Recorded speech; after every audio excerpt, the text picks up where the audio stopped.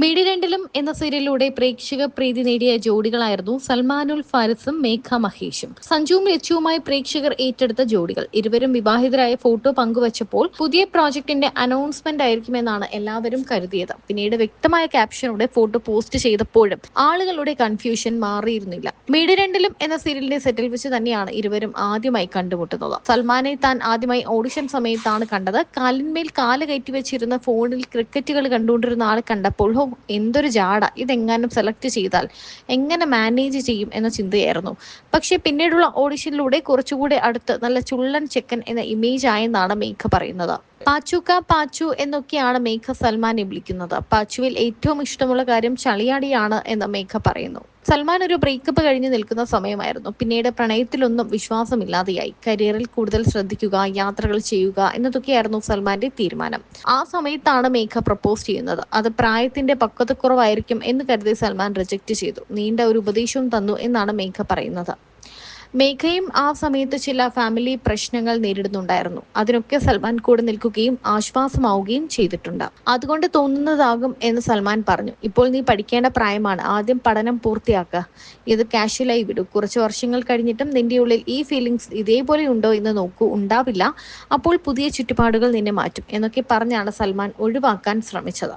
തങ്ങൾ രണ്ട് മതത്തിൽപ്പെട്ടവരാണ്, പ്രായവ്യത്യാസമുണ്ട്, എന്നാൽ ഇന്നത് വലിയ കാര്യമല്ല എന്നാണ് മേഘയും സൽമാനും പറയുന്നത്. പരസ്പര സ്നേഹവും അണ്ടർസ്റ്റാൻഡിങ്ങും വിശ്വാസവും ഉണ്ടെങ്കിൽ രണ്ടുപേരുടെ ജീവിതം അവരുടെ സ്വാതന്ത്ര്യമാണെന്ന് മേഘയും സൽമാനും പറയുന്നു. അതേസമയം മേഘയ്ക്ക് സൽമാനോട് ഒരു താല്പര്യമുണ്ട്, ഒരു ഇഷ്ടമുണ്ടെന്ന് മേഘയുടെ വീട്ടിൽ അറിയാമായിരുന്നു. ഈ രണ്ട് വീട്ടുകാർക്കും ഇങ്ങനെ ഒരു വിവാഹത്തോട് താല്പര്യമില്ലായിരുന്നു. എന്നാൽ കൂടി മേഘയുടെ അച്ഛൻ വിവാഹ സമയത്ത് രജിസ്റ്റർ ഓഫീസിൽ എത്തി അനുഗ്രഹിച്ചു എന്നും ഇവർ പറയുന്നുണ്ട്. വിവാഹ സമയത്ത് ആരാണ് ഈ വിളിക്കാതെ വന്നത് എന്ന് നോക്കിയപ്പോഴാണ് മേഘയുടെ അച്ഛനാണെന്ന് മനസ്സിലായത്. അവളെ നിങ്ങൾ എന്തായാലും ഇങ്ങനെ ഒരു തീരുമാനത്തിലോട്ട് എത്തി, അവളെ പൊന്നുപോലെ നോക്കണമെന്നാണ് മേഘയെ ഏൽപ്പിച്ചുകൊണ്ട് മേഘയുടെ അച്ഛൻ സൽമാനോട് പറഞ്ഞത്. തന്റെ വീട്ടിലും എതിർപ്പുകൾ ഉണ്ടായിരുന്നു എന്ന് സൽമാൻ പറയുന്നു. എന്നാൽ പിന്നീട് തന്റെ അമ്മ വിളിച്ച് സംസാരിച്ചു, മെസ്സേജ് അയച്ചു. അങ്ങനെ ഓരോ ദിവസം കഴിയുന്തോറും ഇതിനെല്ലാം മാറ്റം വരുമെന്നും കോൺഫിഡൻസോടെ ഇരുവരും പറയുന്നുണ്ട്. 2021 22 എന്ന് കൃത്യമായി ഓർമ്മയില്ല.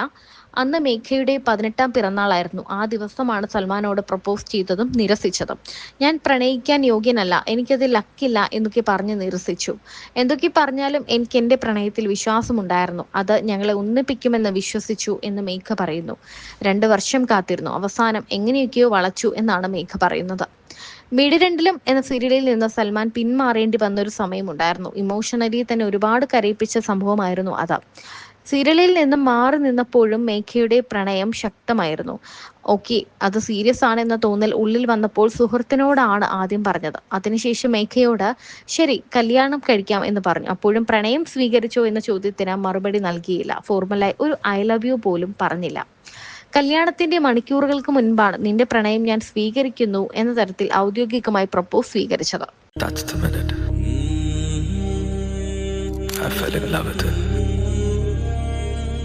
So baby, thank you for showing the true love, and I'm worth for it. Thank you so much. I'm seriously, and I really love you so much.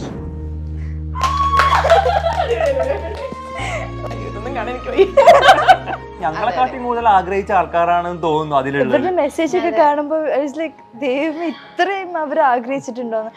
ഞങ്ങൾ ഏറ്റവും വലിയ ആഗ്രഹം നിങ്ങൾ നമ്മൾ ഒന്നിക്കണമെന്ന്. അങ്ങനെ ഇങ്ങനെ ഞങ്ങളെ സീരിയലൊരു ദേവി ഉണ്ടായിരുന്നു. ആ ദേവി നിങ്ങൾ പ്രാർത്ഥന ശരിക്കും കേട്ടില്ലേ എന്നൊക്കെ പറഞ്ഞിട്ട് ഒരുപാടുണ്ടായിരുന്നു. സൽമാൻ ഭയങ്കര ധൈര്യശാലിയാണ്. ഇങ്ങനെ വെക്കേണ്ടി വരും. ഹാഫാണ്. അല്ലല്ല, ഞാൻ ഭയങ്കര ഇപ്പുറത്താണ്. യെസ്, അറിയാണ്ട് വെച്ചതാണോ? ഇല്ലില്ല, ശരിക്കും ഈ മസിലൊക്കെ വെറുതെയാണ്. ഒരു ചേച്ചി ഒരു പട്ടീനെ ഇവിടെ കൊണ്ട് നിർത്തിക്കും. ഇപ്പൊ ഇതിന് മേലെ കയറി നിൽക്കുന്നു. ഈ കാസ്റ്റിന്റെ പേരിൽ എന്തെങ്കിലും നെഗറ്റീവ് കോമന്റ്സ് ഫേസ് ചെയ്യേണ്ടി വന്നിട്ടുണ്ട്? തീർച്ചയായിട്ടും. ഞാൻ പറഞ്ഞല്ലോ, ഈ വരുന്ന ഒരു 0.5% നെഗറ്റീവ്സ് വരുന്നത് ഈ റിലീജിയനും ഈ ഒരു ഏജ് ഡിഫറൻസ് പിന്നെയും കുഴപ്പമില്ല. റിലീജിയന്റെ ബേസിൽ ഒരുപാട് വന്നിട്ടുണ്ട്. രജിസ്റ്റർ മാരേജിന്റെ വീഡിയോ കണ്ട എല്ലാവർക്കും മനസ്സിലായിട്ടുണ്ടാവും, രണ്ടാളുടെ വീട്ടുകാരും ഇല്ല. വിച്ച് മീൻസ് ദാറ്റ് ഒബ്വിയസ്ലി അവിടുന്ന് ഒരു എതിർപ്പുണ്ട്. അല്ലാതെ ചില്ലറ പ്രശ്നങ്ങളൊക്കെ ഉണ്ട്. രജിസ്റ്റർ മാരേജിന് അന്ന് ഇവളുടെ അച്ഛൻ വന്നു അവിടെ.